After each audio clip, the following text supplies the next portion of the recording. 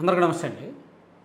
YSR Congress party నాయకులు రాష్ట్రం మొత్తం ఎవరికి సమాధానం చెప్పక్కర్లా, నిక్కచ్చిగా నిజాయితీగా సూటిగా స్పష్టంగా షర్మిల గారికి సమాధానం చెప్తే చాలు. షర్మిల గారు వేస్తున్న ప్రతి ప్రశ్నకు సరైన సమాధానం చెప్తే చాలు. వైసీపీ ఈ రాష్ట్రంలో మళ్ళీ అధికారంలోకి వచ్చినట్టే. ఎందుకంటే ఆమె ఇప్పుడు టీడీపీ వాళ్ళు ఎవరైనా ఏమైనా అడిగితే టీడీపీ ఏజెంటు కమ్మ ఎల్లో అని తిడతారు. ఏబిఎన్లోనో ఈటీవీలోనో టీవీ5లోనో రాస్తే ఎల్లో కమ్మ అది ఇదని తిడతారు. టీడీపీకి అది అలవాటు. ఏమయ్యా మీరు పోలవరం ప్రాజెక్టు పూర్తి చేయలేదు, మీరు మాట్లాడి అబద్ధం చెప్పారు, మీరు పనులు చేయలేదు అంటే కమ్మ ఎల్లో అంటారు. ఏమయ్యా మీరు రాజధాని అమరావతిని నాశనం చేశారు, యువతకు ఉద్యోగాలు లేకుండా చేశారు, అంతా తప్పులు చేస్తున్నారు అంటే కమ్మ ఎల్లో అంటారు. ఏమయ్యా మీ బాబాయిని మీరే చంపుకున్నారు, మీ ఇంట్లో మీరే రాజకీయం చేశారని ఎవరైనా విమర్శిస్తే కమ్మ ఎల్లో అంటారు.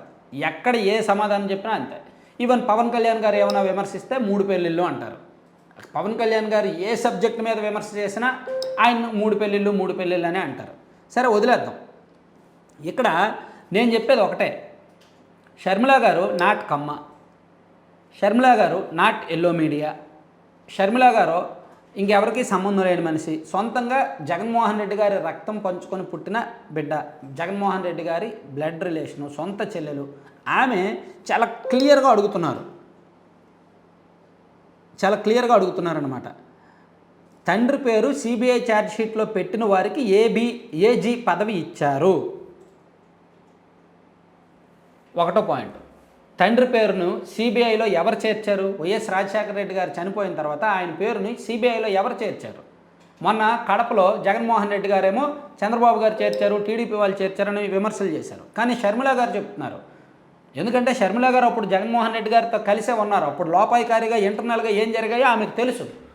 సో ఇప్పుడు ఏజీగా ఎవరున్నారో పొన్నవాళ్ళు సుధాకర్ రెడ్డి గారు, ఆయనే అప్పుడు వైఎస్ రాజశేఖర రెడ్డి గారి పేరును సిబిఐ ఛార్జ్షీట్లో చేర్పించారనేది షర్మిల గారు ఆరోపణ. ఆమె అంత పకడ్బందీగా చెప్తున్నారు ఎందుకంటే అప్పుడు ఆమె కూడా అందులో భాగస్వామి కాబట్టి. ఆమెకు కాకుండా ఇంకెవరికి తెలుస్తాయి? ఆ ఇంట్లో వ్యవహారాలు, ఆ కేసుల వ్యవహారాలు ఆమెకు కాకుండా ఇంకెవరికి తెలుస్తాయి? సో ఆమె అంత ఖచ్చితంగా చెప్తున్నారు. అలాగే ఇంకో మాట కూడా ఆమె వాడారు, సిబిఐ విచారణ కావాలని అధికారంలో లేనప్పుడు అడిగారు, అధికారంలోకి రాగానే వద్దన్నారు. దీనికి కూడా సమాధానం చెప్పండి. వైఎస్ వివేకానంద రెడ్డి గారి హత్య కేసులో సిబిఐ విచారణ జరగాలి, నిజాలు నిగ్గు తేలాలి అని అధికారంలో లేనప్పుడు అడిగారు. మార్చి 15వ తేదీ 2019 జగన్మోహన్ రెడ్డి గారు అడిగారు సిబిఐ విచారణ కావాలని.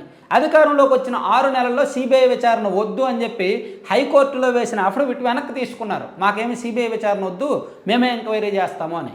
సో ఎందుకు ఇలా చేశారు అని షర్మిల గారు అడుగుతున్నారు. అది కూడా సమాధానం చెప్పాలి.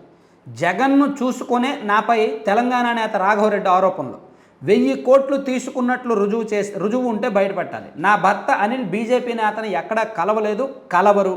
అవినాష్ మాదిరి అర్ధరాత్రి గొడ్డల రాజకీయాలు చేయడం మాకు చేత కాదు అని షర్మిల గారు చాలా అగ్రెసివ్గా చాలా కామెంట్స్ చేస్తున్నారు. ఆమె ప్రతిరోజు కూడా వైఎస్ఆర్ కాంగ్రెస్ పార్టీకి సంబంధించి కొన్ని అంతర్గత వ్యవహారాలను మాట్లాడుతున్నారు. మొన్న కూడా ఒక 9 ప్రశ్నలతో జగన్మోహన్ రెడ్డి గారికి లేఖ రాశారు, సమాధానం చెప్పండి అని.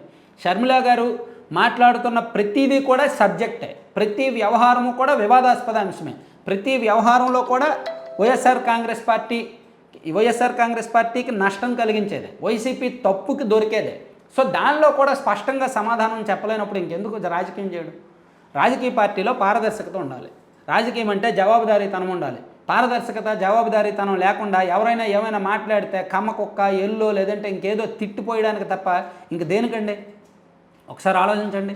ఆ పార్టీ ఫోబియాలో ఉన్నవాళ్ళు, ఆ పార్టీ రియాలిటీ షో చూస్తుంది ఎంజాయ్ చేస్తున్న వాళ్ళు ఆలోచించండి.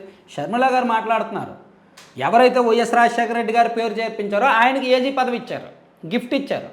ఎవరైతే సిబిఐ విచారణ కావాలని అడిగారో ఆయనే అధికారంలోకి వచ్చాక సిబిఐ విచారణ వద్దన్నారు. సో ఇంతకు మించి ఇంకేమైనా రుజువులు ఉంటాయా?